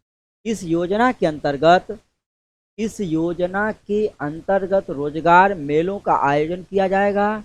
उत्तर प्रदेश के हर जिले में नए कौशल विकास केंद्र स्थापित किए जाएंगे ताकि गांव के युवा शहर के क्षेत्रों में न जाएं। इस योजना में 12 विभागों की 20 प्रमुख योजनाओं को समाहित किया गया है। योजना के तहत कृषि, स्वास्थ्य, automobile, fabrication, construction, logistic, rubber, food processing, furniture and fitting समेत 32 क्षेत्रों में मुफ्त प्रशिक्षण प्रदान किया जाएगा। आत्मनिर्भर उत्तर प्रदेश रोजगार अभियान। जून 2020 को प्रधानमंत्री नरेंद्र मोदी द्वारा आत्मनिर्भर उत्तर प्रदेश अभियान का शुभारंभ किया गया। इस योजना का उद्देश्य कोविड-19 द्वारा वापस उत्तर प्रदेश लौटे प्रवासी श्रमिकों को रोजगार उपलब्ध कराना है। यह योजना राज्य के कुल 31 जिलों में आरंभ की गई। इसका लाभ लगभग 25,000 से अधिक लोगों को प्राप्त होगा। इसके तहत 25 तरह के कार्यों को चिन्हित किया गया है, जिनमें प्रवासियों को समायोजित किया जाएगा। उत्तर प्रदेश कामगार और श्रमिक आयोग 16 जून 2020 को उत्तर प्रदेश सरकार द्वारा कामगार और श्रमिक आयोग सेवा योजना एवं रोजगार का गठन किया गया। इस आयोग का गठन कामगारों और श्रमिकों की सामाजिक एवं आर्थिक सुरक्षा के साथ साथ उनके सर्वांगीण विकास हेतु किया गया है। इससे अब प्रदेश में ही श्रमिक एवं कामगारों को कौशल विकास कार्यक्रम, रोजगार के अवसर उपलब्ध कराए जाएंगे। इसका उद्देश्य निजी और गैर सरकारी क्षेत्रों में स्थानीय स्तर पर श्रमिकों और कामगारों को उनके हुनर के अनुसार अधिकाधिक रोजगार मुहैया कराना है। आयोग की संरचना क्या है? इस आयोग का अध्यक्ष जो है मुख्यमंत्री होंगे। ये जो आयोग है उत्तर प्रदेश कामगार एवं श्रमिक आयोग, इसका अध्यक्ष कौन होगा? इसका अध्यक्ष जो है मुख्यमंत्री होगा। मुख्यमंत्री इसका अध्यक्ष होगा। अध्यक्ष मुख्यमंत्री द्वारा नामित कैबिनेट मंत्री हो सकते हैं या खुद मुख्यमंत्री रख सकता है। श्रम योजना मंत्री इसके संयोजक होंगे। उपाध्यक्ष औद्योगिक विकास मंत्री, सूक्ष्म लघु एवं मध्यम उद्यम पर निर्यात प्रोत्साहन मंत्री होंगे। सदस्य कृषि मंत्री, ग्राम विकास मंत्री, पंचायत राज मंत्री, कृषि उत्पादन आयुक्त, अपर मुख्य सचिव, श्रम एवं सेवा योजना प्रमुख सचिव होंगे। विश्वकर्मा सम्मान योजना शुरू की गई है। ये क्या है? इस योजना का शुभारंभ 24 जनवरी 2019 को उत्तर प्रदेश दिवस समारोह में किया गया था। इसमें क्या किया गया है? इस योजना के अंतर्गत प्रदेश में के पारंपरिक कारीगरों एवं हस्तशिल्पियों जैसे बढ़ई, दर्जी, टोकरी बुनकर, हुनर, सुनार, लोहार, कुम्भकार, हलवाई, मोची, राजमिस्त्री इत्यादि के कौशल का उपयोग कर उनकी आजीविका को सुदृढ़ किया जाता है। इसके अंतर्गत पारंपरिक कारीगर हस्तशिल्पियों एवं बुनकरों को 6 दिन की फ्री ट्रेनिंग प्रदान कर 10,000 से 10 लाख रुपए तक की आर्थिक सहायता प्रदान की जाएगी। योजना के अंतर्गत ITI उत्तर प्रदेश, खादी तथा ग्राम उद्योग बोर्ड के प्रशिक्षण केंद्रों तथा चिन्हित संस्थानों के माध्यम से ट्रेनिंग प्रदान की जाएगी। ज्ञात हो कि इस योजना का उद्देश्य ऐसे हस्तशिल्पियों, बुनकरों को आगे बढ़ाना है जो आर्थिक कारणों से अपने कारोबार को आगे नहीं बढ़ा पाते। सरकार इस योजना के जरिए पारंपरिक कारोबारियों तथा शिल्पियों की कला को प्रोत्साहित कर उसका विकास करना चाहती है। अगला है योजना परियोजना, किसानों से संबंधित जो योजना परियोजनाएं सरकार द्वारा चलाई गई हैं, इसको देखते हैं। उत्तर प्रदेश सरकार द्वारा किसानों की आय दुगनी करने में सहायक द मिलियन फार्मर स्कूल कार्यक्रम का शुभारंभ दिसंबर 2017 में किया गया था। यह एक प्रकार की किसान पाठशाला है जिसमें लगभग 10 लाख से अधिक किसानों को उन्नतशील खेती के लिए प्रशिक्षित किया जाएगा। उद्देश्य क्या है? इसमें 10 लाख से अधिक किसानों को प्रशिक्षित करने के साथ साथ रबी फसलों के अलावा जैविक खेती, मृदा स्वास्थ्य कार्ड, फसल प्रणाली, फसल बीमा योजना, कृषि विविधीकरण जैसी विषयों की जानकारी प्रदान की जाएगी। इसका आयोजन जिले के किसी प्राइमरी या जूनियर हाई स्कूल में किया जाता है।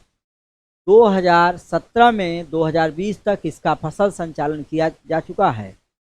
इसके जरिए किसानों को बीज से बाजार तक की सुविधाएं प्रदान करने की योजना है, जिसमें से उत्पादन से उद्यमी बन सकें और इस उद्योग उत्पादक से उद्यमी बन सकें। इस हेतु केंद्र व राज्य सरकार द्वारा प्रधानमंत्री सिंचाई योजना, किसान सम्मान निधि, कर्ज माफी, मंडी सुधार जैसे महत्वपूर्ण कदम उठाए गए हैं। किसानों से संबंधित जो परियोजना मुख्यमंत्री कृषक दुर्घटना कल्याण योजना, ये क्या है? उत्तर प्रदेश सरकार द्वारा किसानों के लिए 22 जनवरी 2020 को कृषक दुर्घटना कल्याण योजना का शुभारंभ किया गया, जो राज्य की किसानों के लिए बड़ी सामाजिक सुरक्षा योजना है। इस योजना का लक्ष्य किसी किसान को खेती करने के दौरान मृत्यु होने पर उसके परिवार को आर्थिक सहायता प्रदान करना मुख्य बिंदु क्या है। इस योजना को कृषकों की दुर्घटनावश मृत्यु, दिव्यांगता की स्थिति में किया जाएगा। यह योजना 14 सितंबर 2019 को प्रभावी होगी। इसका सतत प्रशिक्षण सरकार द्वारा वित्त पोषण किया जाएगा। 7% जो है इसका वित्त जो है सरकार द्वारा किया जाएगा। इस योजना के अंतर्गत कृषक के दुर्घटनावश मृत्यु, दिव्यांगता की दशा में 5 लाख रुपए की सहायता राशि प्रदान की जाएगी। वैसे किसान जो 18 से 70 वर्ष की आयु के हैं उन्हें इस योजना का लाभ प्राप्त होगा। ज्ञात हो कि इस योजना को जिलाधिकारी के माध्यम से संचालित किया जाएगा तथा 75 दिनों के पश्चात प्रस्तुत किए गए आवेदन पर विचार नहीं किया जाएगा। साथ ही 60% से अधिक की स्थिति में 2 लाख रुपए की धनराशि प्रदान की जाएगी। इस योजना का लाभ सिर्फ खातेदार किसान और सह खातेदार को प्राप्त होगा एवं किसान और उसकी पत्नी, पुत्र, पुत्री, पौत्र और पौत्री के साथ ही बटाईदार भी इसके पात्र।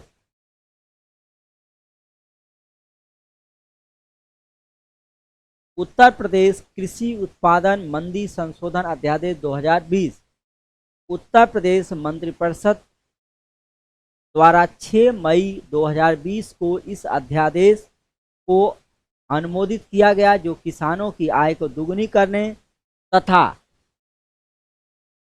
कृषक हित में बाजार को बनाने में सहायक साबित होगा। उद्देश्य क्या है? कोविड-19 संक्रमण के परिप्रेक्ष्य में फल सब्जी मंडी को विकेंद्रीकृत कर कृषि उपज को स्थानीय स्तर पर अथवा किसानों के डोर स्टेप पर क्रय करने की व्यवस्था को बढ़ावा तथा मंडियों में भीड़ कम करने के उद्देश्य से यह अध्यादेश लाया गया है। इस अध्यादेश के लागू होने के पश्चात 46 फलों सब्जियों को अधिसूचना से पृथक कर दिया गया है। अतः अब इनके व्यापार पर कोई मंडी शुल्क नहीं लगेगा। किसान इन उत्पादों को व्यापारियों तथा प्रसंस्करण इकाइयों से को बेचने हेतु स्वतंत्र होंगे तथा सीधे उपभोक्ताओं को भी उन्हें बिक्री कर सकेंगे। इससे विशिष्ट प्रकार के लाइसेंसिंग व्यापारियों विपणन स्थलों को मंडी परिषद के बाहर ही किसानों से खरीद की व्यवस्था हो सकेगी। लाभ: इन संशोधनों से फल एवं सब्जियों का व्यापार पूरे प्रदेश से निर्बाध रूप से चल सकेगा तथा ग्राम्य स्तर पर किसानों से खरीद हो सकेगी। किसानों को मंडी शुल्क के स्थान पर सरकार द्वारा तय किया गया सेवा शुल्क देना होगा। यह किसानों को बेहतर विकल्प प्रदान कर उत्पादों की अच्छी कीमत प्रदान करने तथा बिचौलियों से मुक्त करने में सहायक होगा। मुख्यमंत्री व्यापारी दुर्घटना बीमा योजना। यह योजना प्रारंभ से चली आ रही जोखिम जीवन व्यक्तिगत दुर्घटना बीमा योजना, जो 1 सितंबर 2020 को लागू की गई थी, का परिवर्तित रूप है। 30 जून 2016 को इसका नाम परिवर्तित कर मुख्यमंत्री व्यापारी दुर्घटना बीमा योजना कर दिया गया है। मुख्य बिंदु: 29 मई 2018 को सरकार द्वारा इस योजना के तहत राशि में वृद्धि की गई।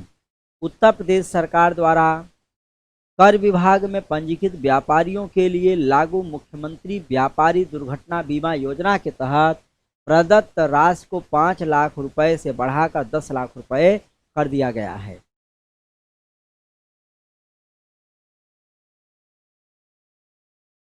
यह बीमा राशि 27 अक्टूबर 2017 से लागू होगी। इस योजना के तहत दुर्घटना मृत्यु होने की स्थिति में व्यापारियों द्वारा नामित व्यक्ति अथवा उसके परिवार को लाभ प्रदान किया जाता है। पंडित दीनदयाल उपाध्याय किसान योजना। पंडित दीनदयाल उपाध्याय किसान योजना, ये क्या है देख लेते हैं। उत्तर प्रदेश सरकार द्वारा 8 अगस्त 2017 को पंडित दीनदयाल उपाध्याय किसान योजना का आरंभ किया गया। उद्देश्य उत्तर प्रदेश में बीहड़, बंजर और समस्याग्रस्त भूमि को कृषि योग्य भूमि में बदलने हेतु वर्ष 2017 से 22 के लिए इसका शुभारंभ किया गया है। मुख्य बिंदु, योजना के तहत 2022 तक कुल 1,71,186 हेक्टेयर भूमि को उपचारित किया जाएगा। यह योजना 2017 से 21 से 22 तक प्रदेश के बुंदेलखंड क्षेत्र में 7 जनपदों को छोड़कर शेष 68 जनपदों में संचालित होगी। परियोजना के तहत उन क्षेत्रों को प्राथमिकता दी जाएगी जहां लघु सीमांत कृषक, अनुसूचित जाति एवं जनजाति कृषक एवं भू आवंटित अधिक हो। इसके तहत परियोजना क्षेत्र के 100% अनुदान पर बीहड़ बंजर भूमि सुधार जल भराव क्षेत्र उपचारित होगा तथा जिसका प्रबंधन मनरेगा के तहत जो है किया जाएगा। इसके तहत किया जाएगा, मनरेगा के तहत किया जाएगा। आवश्यकता अनुसार कृषि वानिकी उद्यानीकरण के साथ साथ उपचारित क्षेत्रों में 50% अनुदान पर फसलोत्पादन कार्य किया जा सकेगा। महत्व, इस योजना के तहत समुच्चरेखीय एवं परिधीय बांध के माध्यम से पर्याप्त मात्रा में जल का संचयन किया जा रहा है जो भूमि संरक्षण को बढ़ावा दे रहा है। इसके साथ साथ भूमि संरक्षण की मरम्मत, संरक्षण की समस्त योजनाओं को ऑनलाइन कर उसकी जियो टैगिंग, जीआई टैग को बढ़ावा मिल रहा है। उत्तर प्रदेश के हजारों हेक्टेयर भूमि जो विभिन्न कारणों से कृषकों के किसी भी प्रायोजन के लिए उपयोगी सिद्ध नहीं हो पा रही है तथा ऐसी जमीन जो नदी नालों के आसपास तथा बीहड़ बंजर जलभराव वाली उभड़ खाबड़ जमीन है का विकास इस योजना के तहत किया जा सकेगा। महिला एवं बाल विकास से संबंधित योजनाएं उत्तर प्रदेश सरकार ने क्या क्या चलाई है इसको जान लेते हैं। सुकन्या सुमंगला योजना, इस योजना का शुभारंभ 25 अक्टूबर 2019 को किया गया जिसका संचालन महिला कल्याण विभाग द्वारा किया जा रहा है। यह योजना 1 अप्रैल 2019 से लागू है। उद्देश्य क्या है इसका? बेटी के पैदा होने से लेकर स्नातक शिक्षा पूर्ण करने तक चरणबद्ध तरीके से वित्तीय सहायता प्रदान करना। मुख्यमंत्री कन्या सुमंगला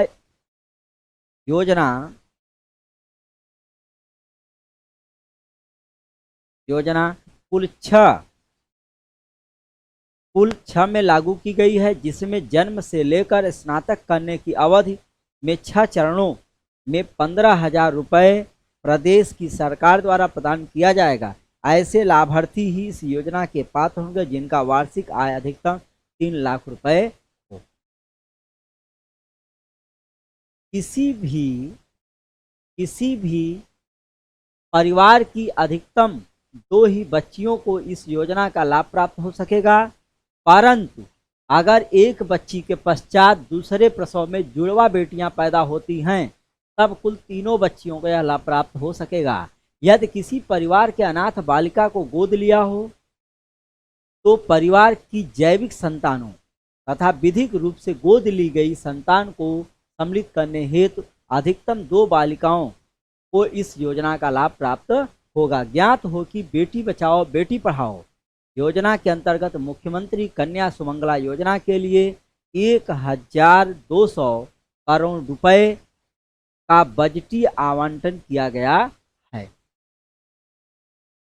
किशोरी बालिका योजना का लक्ष्य कन्याओं के जीवित स्तर में सुधार लाना तथा उन्हें उचित पोषण प्रदान करना यह किया गया है। और यह जो है उत्तर प्रदेश सरकार द्वारा लागू किया गया डोलसेट गर्ल सॉन्ग योजना है। ये मुख्य बिंदु क्या है? यह योजना 11 से 14 वर्ष की ऐसी किशोरियों को समाहित करता है जिन्होंने अपनी पढ़ाई छोड़ दी है। यह योजना ऐसी लड़कियों के उचित पोषण तथा देखरेख प्रदान करने पर केंद्रित है। योजना के अंतर्गत राज्य सरकार किशोर बालिकाओं के खाने पीने के लिए बाजरा, अरहर की दाल, मोटे अनाज, रागी, ज्वार, बाजरा, मक्का, कोदो, गेहूं तथा देसी घी प्रदान करेगी। यह 53 जिलों में 11 से 14 वर्ष की आयु की स्कूल न जा पाने वाली बालिकाओं हेतु टेक होम राशन वाली योजना है। योजना के अंतर्गत पूरे प्रदेश में वीरांगना दल का भी गठन किया गया है। इस योजना के अंतर्गत 8 मार्च 2019 से प्रदेश की आंगनबाड़ियों में किशोरी दिवस मनाया जा रहा है। महत्व क्या है इसका?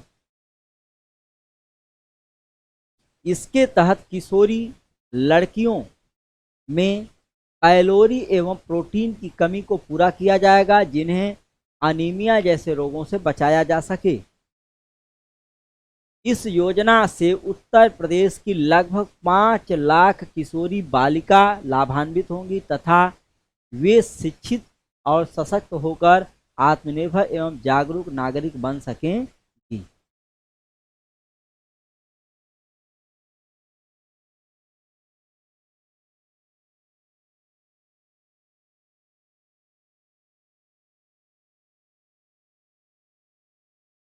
कृषि सखी योजना।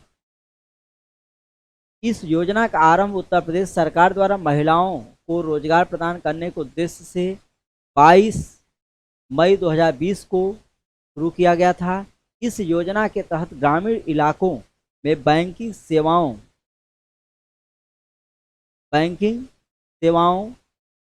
की स्थापना हेतु सखी की नियुक्ति की जाएगी।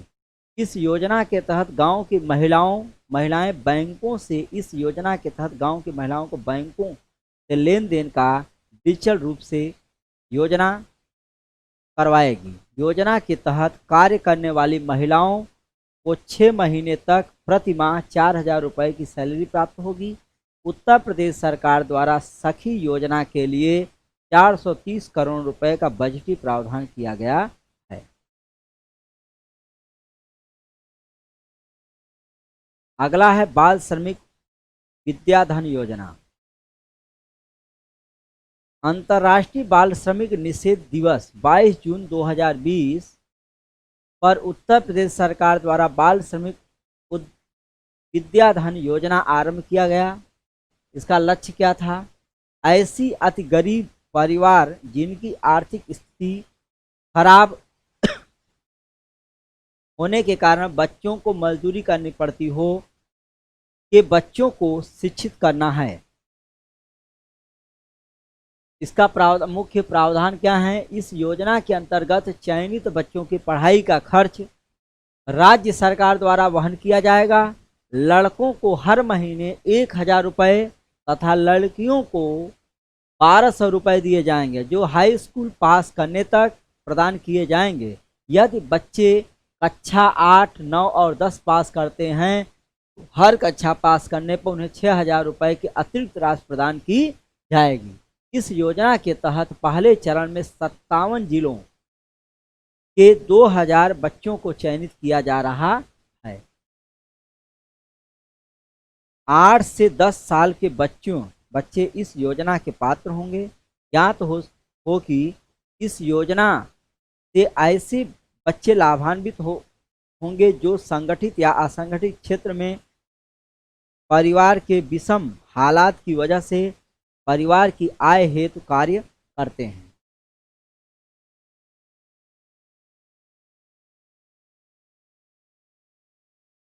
साथ ही साथ जिन बच्चों के माता पिता की मृत्यु हो गई हो, स्थायी रूप से दिव्यांग हों या भूमिहीन या असाध्य रोग से ग्रसित हों, उन्हें भी इसका लाभ प्राप्त होगा। सरकार द्वारा अगले शैक्षणिक सत्र से श्रमिकों के बच्चों को गुणवत्तापूर्ण शिक्षा दिलाने के लिए अटल आवासीय विद्यालय बनाए जाएंगे, जिनमें स्कूलों में पढ़ाई के साथ साथ बच्चों को उनकी रुचि और क्षमता के अनुसार विकास का मौका प्रदान किया जाएगा। उत्तर प्रदेश सरकार महिलाओं के कल्याण और मदद हेतु पति का मृत्युपरांत निराश्रित महिलाओं को सहायक अनुदान के तहत प्रति माह 500 तथा सालाना 6,000 रुपये पेंशन प्रदान करती है। ऐसी महिलाएं जो न्यूनतम 18 वर्ष की ही हैं, उन्हें योजना का लाभ प्राप्त होगा। निराश्रित महिला पेंशन योजना में 18 वर्ष से अधिक आयु, न्यूनतम 18 वर्ष से अधिक आयु वाली जो महिलाएं होंगी उन्हीं को यह लाभ पेंशन प्राप्त होगा।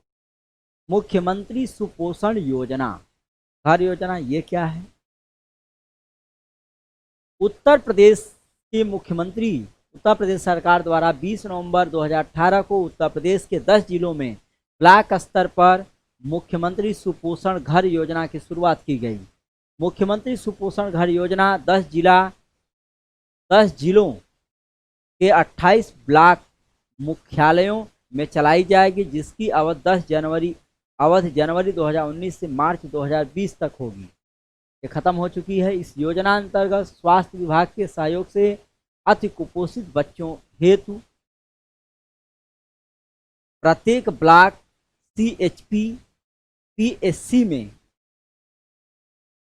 मुख्यमंत्री सुपोषण घर स्थापित किया जाएगा। यह योजना पायलट प्रोजेक्ट के रूप में चयनित 8 अंकाक्षात्मक जिलों चित्रकूट, चंदौली, फतेहपुर, सिद्धार्थनगर, सोनभद्र, बहराइच तथा श्रावस्ती और बौनेपन की दृष्टि से अतिग्रसित जिले सीतापुर एवं गोंडा में संचालित होगी। मुखबिर योजना चलाई गई उत्तर प्रदेश सरकार द्वारा।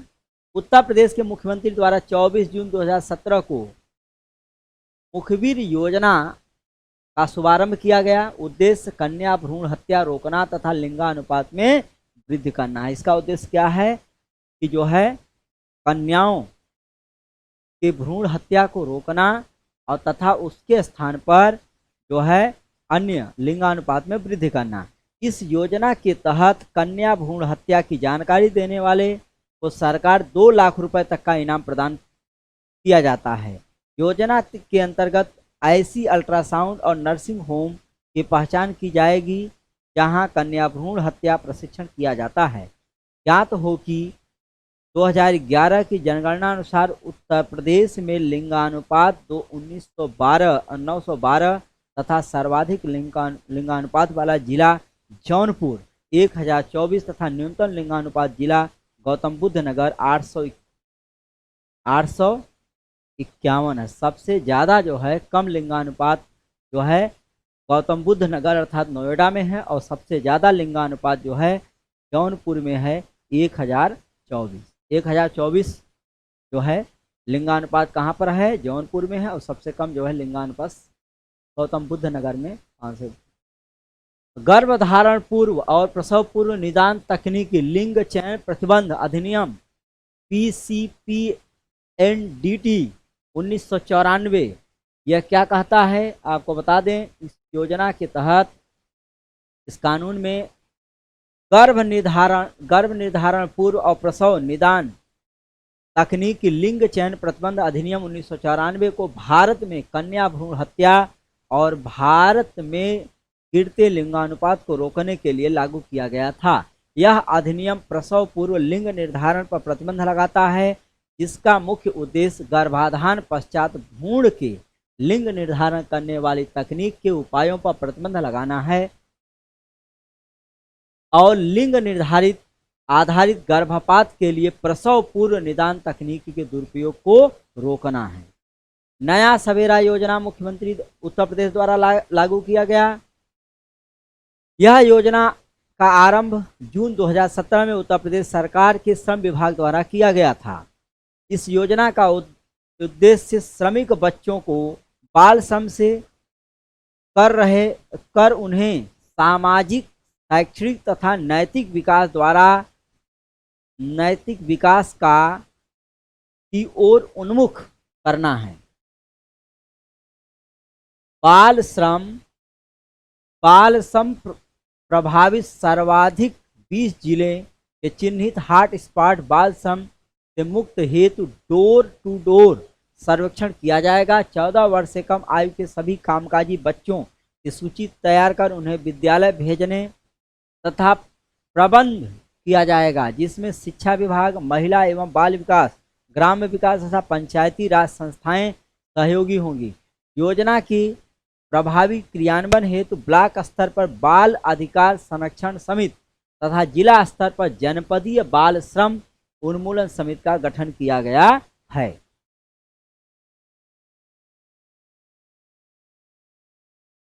योजना के प्रथम चरण में 11 जनपदों तथा दूसरे चरण में 9 जनपदों क्रमशः 600 तथा 316 कुल 916 ग्रामों को बाल श्रम से मुक्त करने की योजना है। ऐसे ग्राम, वार्ड, जिला जिनमें 20 से अधिक श्रमिक बच्चे पाए जाएंगे उन्हें हॉट स्पॉट के रूप में सूचीबद्ध किया जाएगा। ज्ञात हो कि उत्तर प्रदेश श्रमिक बच्चों की संख्या लगभग 21.76 लाख है और उत्तर प्रदेश की राजधानी लखनऊ इस मामले में सबसे सक्रिय रहा है। लखनऊ इस मामले में सबसे सक्रिय रहा है। अवसंरचनात्मक नीतियां कुछ उत्तर प्रदेश सरकार द्वारा बनाई गई हैं और इसको जो है हम अगली क्लास में पढ़ाएंगे। और मिलते हैं दोस्तों अगली योजनाओं के साथ। उत्तर प्रदेश की मुख्य परीक्षा जो होने वाली है उसमें महत्वपूर्ण विषय जो हैं जैसे अवसंरचनात्मक कार्य जो उत्तर प्रदेश सरकार द्वारा शुरू किया गया है। इसमें पहला है योजना है मुख्यमंत्री समग्र ग्राम विकास योजना। मुख्यमंत्री समग्र ग्राम विकास योजना, जैसा कि नाम से ही पता चल रहा है, समग्र माने सभी गांव, ग्राम माने गांव का विकास, ऐसी योजना लेकर मुख्यमंत्री आए हुए हैं। उत्तर प्रदेश सरकार द्वारा 24 जनवरी 2018 को मुख्यमंत्री समग्र ग्राम विकास योजना का शुभारंभ किया गया। आपको पता होना चाहिए कि 24 जनवरी उत्तर प्रदेश का स्थापना दिवस है। तो उद्देश्य क्या है इस योजना का, मुख्यमंत्री समग्र ग्राम विकास योजना का? इस योजना के अंतर्गत प्रदेश के सीमावर्ती क्षेत्र, इसमें अंतर्राष्ट्रीय तथा राज्य स्तरीय दोनों क्षेत्र शामिल हैं, में जहां आज़ादी के बाद विकास कार्य नहीं हो पाया है उन क्षेत्रों का सर्वांगीण विकास करना, जहां पर राष्ट्रीय तथा अंतर्राज्यीय दोनों क्षेत्रों शामिल हैं, जहां पर आज़ादी के बाद विकास कार्य नहीं हो पाया है उन क्षेत्रों का सर्वांगीण विकास करना। जैसा कि आपने सुना होगा कि कुछ कुछ ऐसे क्षेत्र हैं जहां पर अभी तक विद्युत के तार नहीं पहुंच पाए हैं, ऐसे गांवों को वहां तक उसमें शामिल करना। दूसरा है इस योजना के तहत वनटांगिया, मुसहर एवं थारू आदि वर्गों के बाहुल्य वाले ग्रामों का स्थायी और समेकित विकास किया जाना है। इसके तहत चयनित गांवों में 17 विभागों में कुल 24 कार्यक्रमों का संचालन किया जाएगा। योजना के अंतर्गत गौरव पथ का निर्माण किया जाएगा। इस योजना के तहत गौरव पथ का शुरुआत किया जाएगा।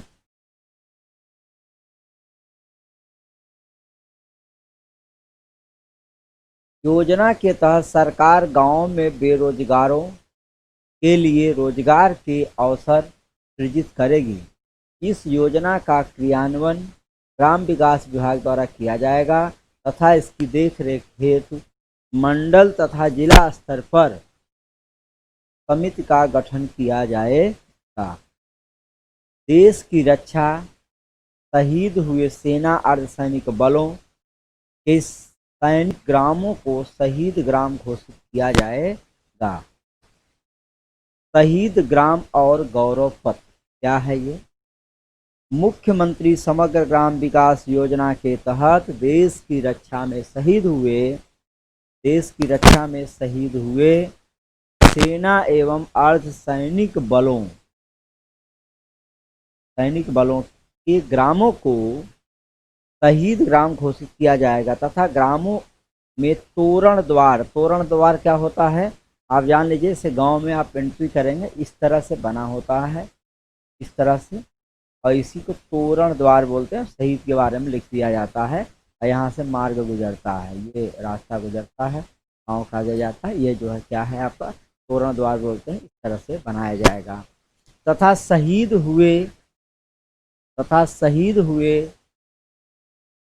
सैनिक की मूर्ति स्थापित की जाएगी।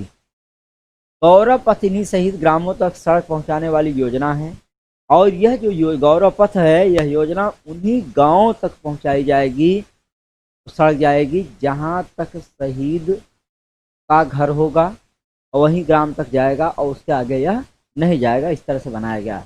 कोई शहीद ग्राम संपर्क मार्ग से नहीं जुड़े हैं, जो उसे पक्के सड़क मार्ग से जोड़ा जाएगा। ज्ञात हो कि यह योजना सामाजिक तथा आर्थिक रूप से बहिष्करण के शिकार ग्रामों में बुनियादी सुविधाओं की पहुंच स्थापित कर रोजगार के अवसर प्रदान करने में सहायक होगी तथा लोगों की सड़क, विद्यालय, अस्पताल इत्यादि सुविधाओं तक पहुंच स्थापित करेगी। इस तरह की यह योजना है। मेजर ध्यानचंद विजय पथ योजना, आपको पता है मेजर ध्यानचंद जो है हॉकी के जादूगर थे। ये हॉकी के जादूगर थे। इनके बारे में बताया जाता है कि इनके दोस्त जो है इन्हें चंद्र नाम से पुकारते थे। क्या करते थे? इनके दोस्त ही इनको चंद्र नाम से पुकारते थे। उत्तर प्रदेश सरकार द्वारा मेजर ध्यानचंद की जयंती के अवसर पर 29 अगस्त 2020 29 अगस्त को खेल दिवस के रूप में जाना जाता है। खेल दिवस मनाया जाता है। इस दिन राष्ट्रीय खेल दिवस मनाया जाता है। 29 अगस्त 2020 को उनके सम्मान में मेजर ध्यानचंद विजय पथ योजना की शुरुआत की गई। उद्देश्य क्या है? इस योजना का मुख्य उद्देश्य राज्य के राष्ट्रीय और अंतर्राष्ट्रीय खिलाड़ियों के घर तक पक्की सड़क का निर्माण करना है। इस योजना के तहत राज्य के 19 अंतर्राष्ट्रीय खिलाड़ियों के घर तक पक्की सड़कों का निर्माण किया जाएगा। पहले चरण में भारत के तेज गेंदबाज भुवनेश्वर कुमार, दूसरा जो है तेज गेंदबाज प्रवीण कुमार के अलावा पीयूष चावला तथा मोहम्मद कैफ शामिल हैं।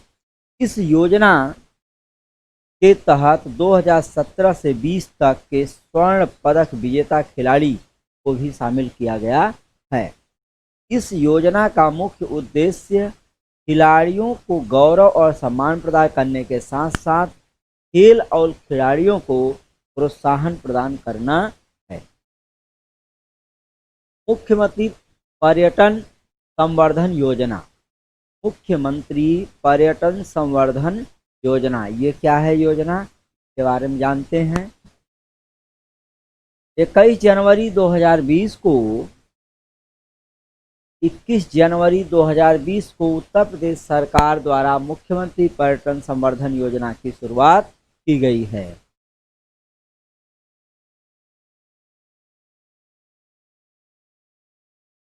उत्तर प्रदेश के प्रत्येक विधानसभा क्षेत्र में स्थित महत्वपूर्ण धार्मिक, आध्यात्मिक, प्राचीन, सांस्कृतिक एवं प्राकृतिक स्थलों का सतत विकास एवं संवर्धन करना है। महत्वपूर्ण बिंदु क्या है? इस योजना के तहत प्रत्येक विधानसभा से पर्यटन केंद्र का चयन संबंधित विधायक एवं जिलाधिकारी की संस्तुति के आधार पर किया जाएगा।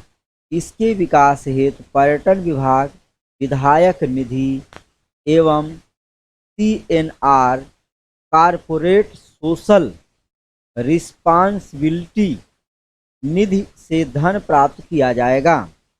योजना के रखरखाव तथा देखभाल की जिम्मेदारी स्थानीय निकायों अथवा प्रबंध समिति की होगी। इस योजना के अंतर्गत चहार दीवारी इस योजना के अंतर्गत चहार दीवारी, लैंडस्केपिंग, धर्मशाला, बेंचों का निर्माण, पेयजल, लॉकर रूम, जूता घर, पार्किंग इत्यादि सुविधाओं का विकास किया जाना है। महत्व क्या है इस योजना का? उत्तर प्रदेश पर्यटन की अपार संभावनाओं का द्वार खुलेगा तथा रोजगार सृजन के साथ साथ प्रत्येक विधानसभा में पर्यटन स्थल विकसित होने से स्थानीय स्तर पर रोजगार प्राप्त होगा। इसके अलावा उत्तर प्रदेश में विलेज टूरिज्म को बढ़ावा मिलेगा तथा उत्तर प्रदेश के ग्रामीण क्षेत्रों में विकास के नए द्वार खुलेंगे तथा स्थानीय उत्पादों को बढ़ावा मिलेगा। लोकल जैसे वस्तुएं हैं उससे खान पान का विकास प्रचार प्रसार अन्य राज्यों में हो। गंगा हरितमा योजना उत्तर प्रदेश सरकार द्वारा लॉन्च किया गया है। ये योजना गंगा हरितमा योजना का शुभारंभ 7 अप्रैल 2018 को उत्तर प्रदेश के मुख्यमंत्री द्वारा किया गया। और मुख्यमंत्री कौन हैं? योगी आदित्यनाथ द्वारा। उद्देश्य क्या है इस योजना का? उत्तर प्रदेश में गंगा नदी के तट पर बसे जिलों में गंगा नदी के जल ग्रहण क्षेत्र में हरियाली को बढ़ावा के साथ साथ भूमि के संरक्षण को रोकना है। भूमि के क्षरण को भी रोकना है।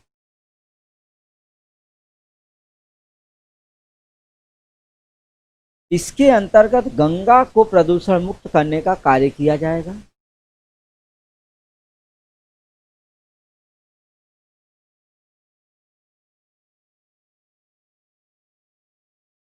अभियान के तहत गंगा तट पर स्थित 27 जनपद बिजनौर से बलिया तक शामिल हैं। में गंगा के किनारे वृक्षारोपण को बढ़ावा दिया जाएगा।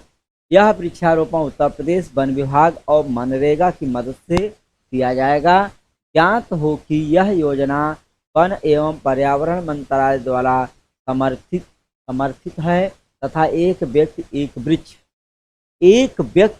वृक्ष हरितमा योजना के तहत क्या नारा दिया गया है?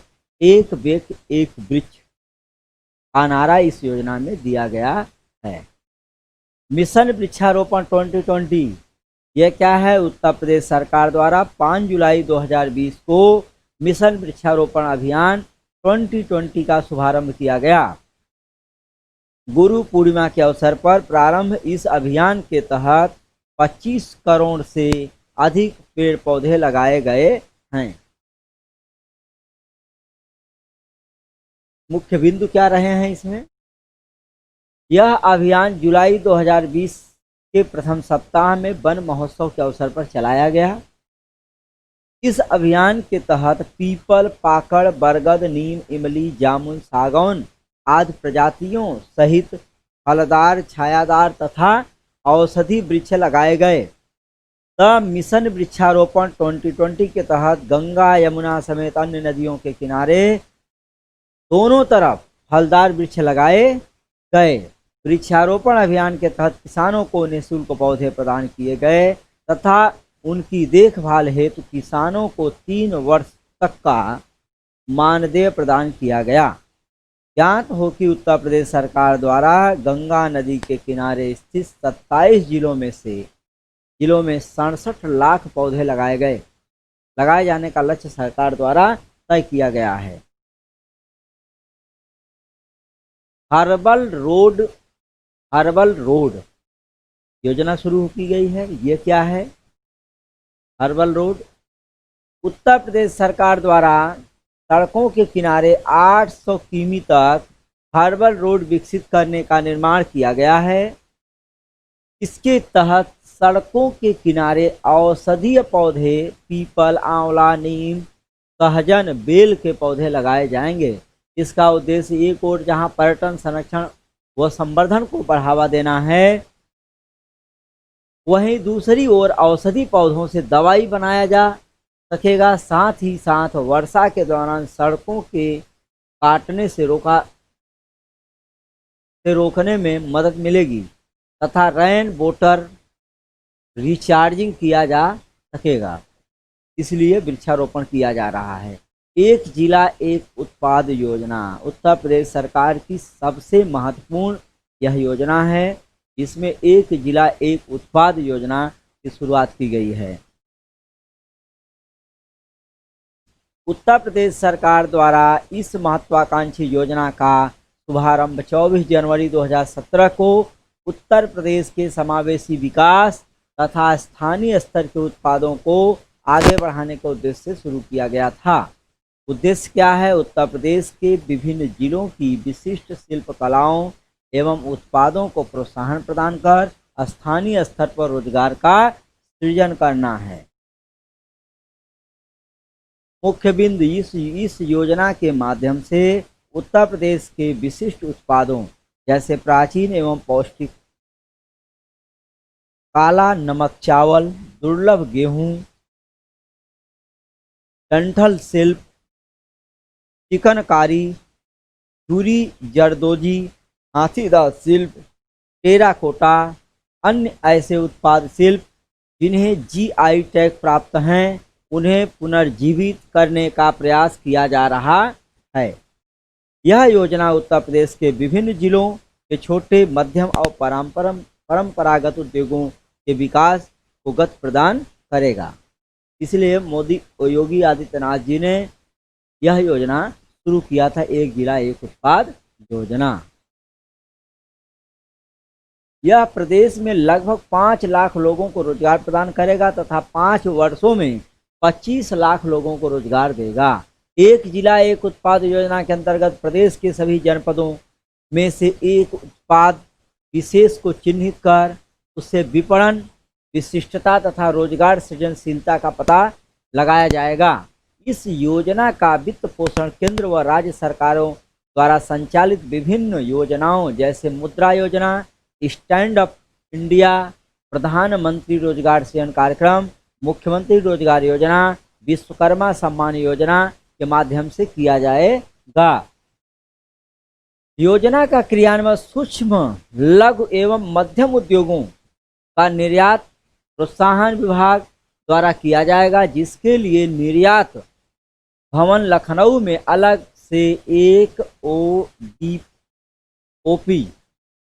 ओडीओपी प्रकोष्ठ स्थापित किया जाएगा। इस योजना के जरिए उत्तर प्रदेश के लोगों को स्थानीय स्तर पर स्वरोजगार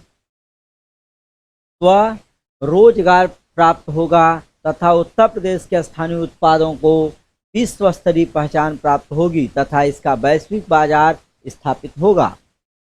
राज्य सरकार द्वारा इस योजना के तहत लघु एवं मध्यम उद्योगों, हस्तशिल्पों के माध्यम से समावेशी विकास को प्रोत्साहन प्रदान किया जाएगा तथा कौशल विकास द्वारा रोजगार के अवसरों का सृजन किया जाएगा। अन्य योजनाएं शुरू की गई हैं उत्तर प्रदेश सरकार द्वारा, जिसमें न्याय ग्राम परियोजना शुरू की गई है। दिसंबर 2017 में राष्ट्रपति रामनाथ कोविंद, जैसा कि आप जानते हैं कहाँ के रहने वाले हैं, कानपुर के रहने वाले हैं, कानपुर के हैं, और उत्तर प्रदेश के इलाहाबाद उच्च न्यायालय में न्याय ग्राम परियोजना की आधारशिला रखी गई। उद्देश्य क्या है? न्याय ग्राम परियोजना के अंतर्गत न्याय ग्राम परिसर में एक न्यायिक अकादमी की स्थापना की जाएगी। यह न्यायिक अकादमी मुख्य रूप से उत्तर प्रदेश में निचली अदालतों के क्षमता विकास में योगदान प्रदान करेगी। साथ ही साथ इस न्याय ग्राम परियोजना के तहत स्थापित ऑडिटोरियम और आवासों का निर्माण भी किया जाएगा। महत्व क्या है? न्यायिक अवसंरचना को मजबूती प्रदान होगा तथा नए कोर्ट कॉम्प्लेक्स, आवासीय एवं अन्य सुविधाएं न्यायपालिका से जुड़े लोगों के बेहतर कार्य को करने में सहायक होंगी। निचली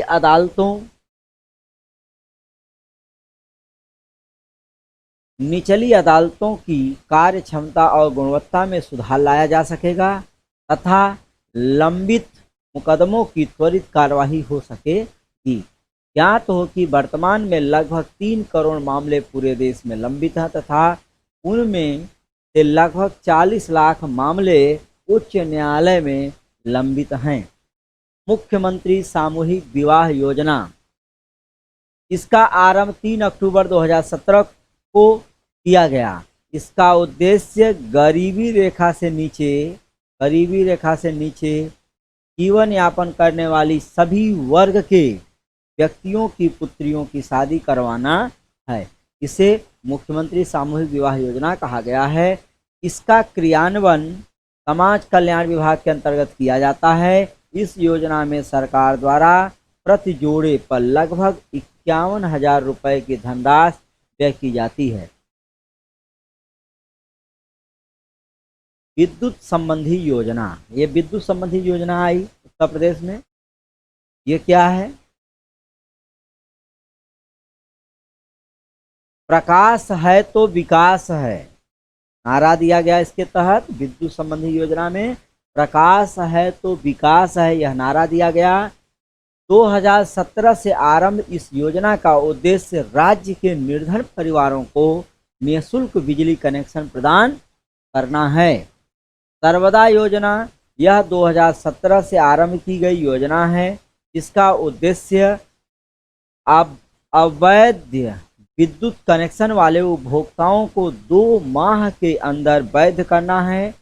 एमएसटी योजना, यह लंबित विद्युत बिल भुगतान करने हेतु उपभोक्ताओं के लिए लागू की गई योजना है। यह एक प्रकार का अधिभार माफी योजना है। Pandit Deendayal Upadhyay solar street light योजना 2017 से आरंभ इस योजना का उद्देश्य बाजारों में सोलर लाइट पर बिजली की बचत करना है।